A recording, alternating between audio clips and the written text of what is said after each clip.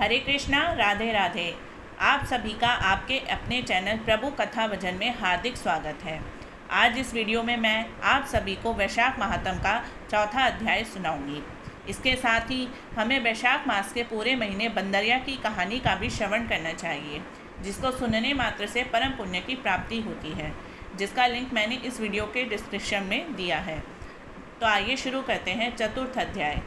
नारद जी कहते हैं कि वैशाख मास में शरीर में तेल लगाना, दिन में सोना, कांसे के बर्तन में भोजन करना, दोबारा भोजन करना, खाट पर सोना, घर में स्नान जैसे सभी कार्य वर्जित होते हैं।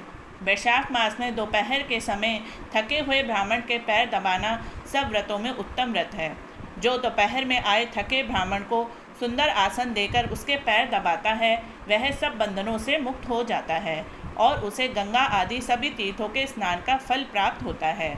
मनुष्य रोगहीन और मोटा ताजा होकर भी वैशाख मास में स्नान न करने से चांडाल योनि को प्राप्त होता है। वैशाख मास की संक्रांति के दिन जो मनुष्य बाहर जाकर किसी तीर्थ पर स्नान नहीं करता, वह 100 जन्म लेता है।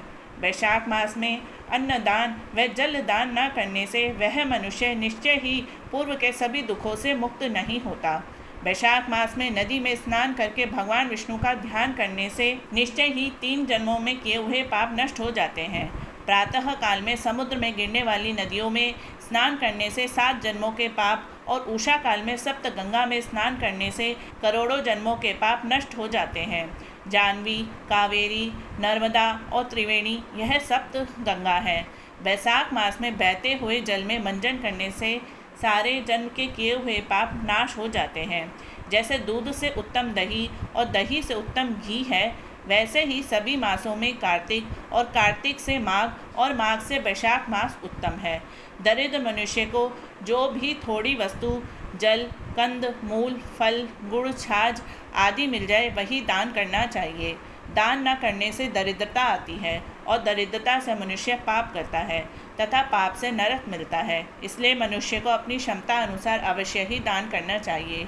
वैशाख मास के देवता विष्णु जी हैं। इसी कारण इस मास में किया हुआ जप, दान, यज्ञ और तप अधिक फल देने वाले हैं तथा इस प्रकार भगवान से प्रार्थना करते हुए इन नियमों का पालन करना चाहिए। हे भगवान, मैं वैशाख मास की संक्रांति में स्नान करने की कामना करता हूँ, कृपया आप इसको पूर्ण करें। हे मधुसूदन, मैं स्नान करके आपको अर्घ्य देता हूँ, आप इसे ग्रहण करें। गंगा आदि सभी तीर्थ मेरे अर्घ्य को ग्रहण करके मुझ पर प्रसन्न हो। आप समदर्शी पापियों पर भी कृपा करने वाले मेरे अर्घ्य को ग्रहण करें और यथोचित फल देवें। इस प्रकार अर्घ्य देकर स्नान करके वस्त्र पहन अपना नित्य नियम करें और वैशाख में उत्पन्न होने वाले फलों से भगवान का पूजन कर वैशाख मास की कथा सुनें। इससे करोड़ों जन्मों के पाप नाश हो जाते हैं। जो तुलसी और दही से भगवान का पूजन करता है, वह सार्वभौम राजा होकर अनेक जन्मों में विविध सुखों को भोगता है और फिर अपने कितने ही कुलों के साथ भगवान विष्णु की कृपा से सायुज्य मुक्ति पाता है। इति श्री वैशाख महात्म चौथा अध्याय समाप्तम।